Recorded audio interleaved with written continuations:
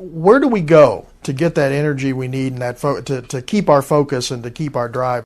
Whenever you're moving from one level to the other and you have to reinvent yourself, the adjustment, it's very, very difficult. It's very, very challenging. And I think that you need to begin to remind yourself of your why. You know, Nietzsche said, if you know the why for living, if you know why you're doing something, it will empower you to endure anything that you're going through. When you're working in corporations, you're working in financial services, it's a very competitive area. It's very, very dynamic. This is the era that Peter Drucker calls the era of the 3 C's: accelerated change, overwhelming complexity, and tremendous competition. And so people are tensed and very, very stressed out. So how do you deal with that? And knowing why you do what it is that you do. The name of the game right now is perceptual and psychological. It's the mental adjustments that we must make in the midst of the difficulties. That's what leaders do. Leaders don't panic. They're not intimidated by the change. They're not intimidated by the difficulties. What they are empowered by it. I remember reading something that says not what you don't have is what you think you need that keeps you from handling the difficulties and the challenges of life. That we have everything we need within us to face and to deal with whatever we have at hand, because we're more powerful than anything that we're up against. Now, these mental adjustments and this idea that I've got what I need, I mean, in some ways that represents who I am. For many years, I was living a life that I was not designed to do. I'm designed to speak. That's what I do. But for 42 years, I'm 62 now, for 42 years, I was doing something I wasn't designed to do, because when I looked at what I wanted to do, that was to speak, to train, to empower people, that my inner conversation to myself was, Les Brown, you can't do that. You were labeled educable mental retarded in the 5th grade. You have no college training. You were born in an abandoned building on a floor. You don't even know your birth parents. You can't do that. You are DT. You were called the dumb twin. Those words became my reality for many years. And then someone came along and interrupted that conversation in my head and said, Mr. Brown, they tell me about to drop out of school. And I said, well, yes. Why?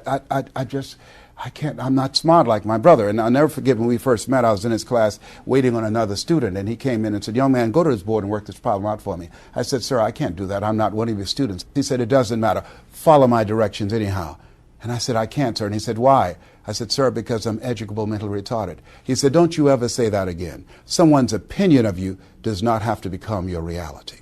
So now this man changed how I saw myself. When I saw myself as the dumb twin, and that was the conversation in my head. That was given to me. That's what I believed. I accepted that. So the things that I was up against academically, they began to appear not as difficult as I thought they were, because now he empowered me. Before then, right before then, up to that point, the things that were placed before me, I would stumble, I would slow the class down because I was convinced that I was dumb. I believed what they said to me. And this guy came along and he changed my perception of myself. Someone said that people don't live life as it is, they live life as they are. And so what we have to do as leaders, I don't care where you are in customer service, managing people, that you have to do during the tough times, you have to bring the best out of yourself. A sign that I saw the other day that said, if you're going through hell, don't stop.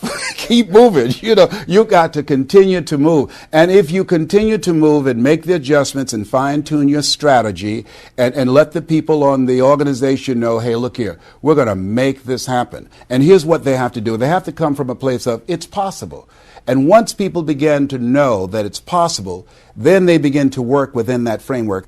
Sometimes we have to be intelligently ignorant. Many people fail to achieve the goals that they're capable of doing because they judge according to appearances, they know too much, and they think themselves out of it. What we have to do in this point in time, at this period of our history, is begin to be open to the possibility that it's possible, that we can do this. And the next step is that it's necessary. It's necessary that we find a way to make this work, that we look for ways to optimize the efficiency of our operation. It's necessary that everybody gets on the same page. It's necessary that we develop one vision, one voice, and higher standards on how we're going to begin to drive the culture, to impact our bottom line, to begin to take the level of customer service that we envision to another level to dominate the marketplace. It's necessary.